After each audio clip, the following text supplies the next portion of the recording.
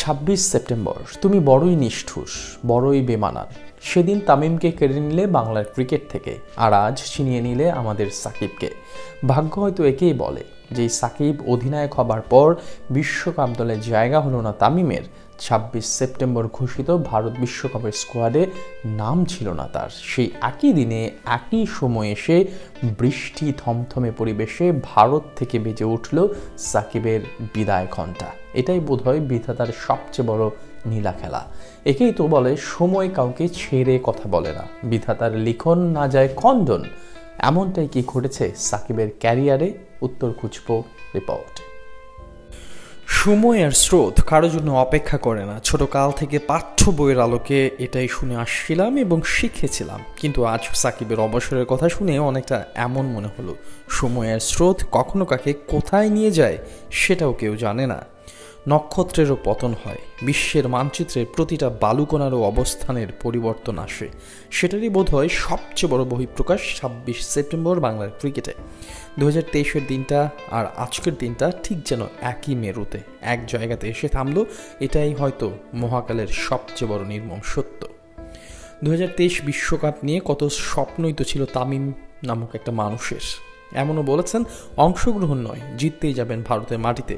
ওই কথাটা শুনে দেশের আপামর 16 কোটি মানুষ চোখ বুঝে আস্থা রেখেছিলেন, কিন্তু হলো আর কোথায়? সেই তামিমের নামটাই যে শেষ পর্যন্ত তৎকালীন প্রধান নির্বাচকের মুখে নেই।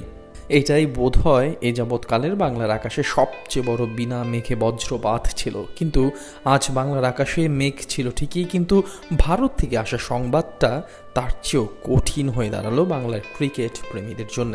ঠিক বছরখানেক আগে সাকিব অধিনায়কত্ব নেন ওয়ানডে দলের। দায়িত্ব নেওয়ার পর দিলেন বিতর্কিত সেই সাক্ষাৎকার, কথা বললেন তামিমকে নিয়ে, যেটা নতুন করে হয়তো বলা প্রয়োজন নেই।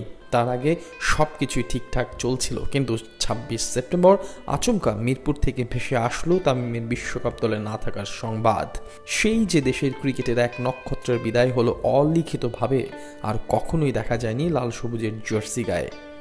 এভাবেই নীরবে তামিম নামক একটা কিংবদন্তির বিদায় হলো।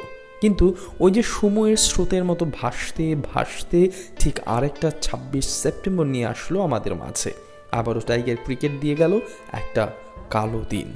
সেদিন যেমন অলিখিতভাবে দেশ সেরা ওপেনারের বিদায় হয়েছে, আজ তেমনি অলিখিতভাবে দেশের সর্বকালের সেরা ক্রিকেটারের বিদায় হলো। এভাবেই আবারও প্রতিটা ক্রিকেট প্রেমীর জীবনে এই তারিখটা কঠিন হয়ে ফিরে আসলো। এটাই বোধহয় বলে জীবনের ভাগ্যের পরিহাস। চেন্নাই টেস্টে হারার পর শঙ্কা ছিল সাকিবকে নিয়ে। হাতের ইনজুরি নিয়ে খেলতে পারবেন কিনা তা নিয়েও ছিল যথেষ্ট সন্দেহ, কিন্তু আগের দিন কোচ চন্ডিকা হাথুর সিংহে ইতিবাচক বার্তা দেওয়ার পর ম্যাচের আগে দায়িত্ব নিয়ে এবার নিজেই হাজির হয়েছেন প্রেস বক্সে। শুরু থেকেই সাকিবকে একটু হতাশ মনে হচ্ছিল।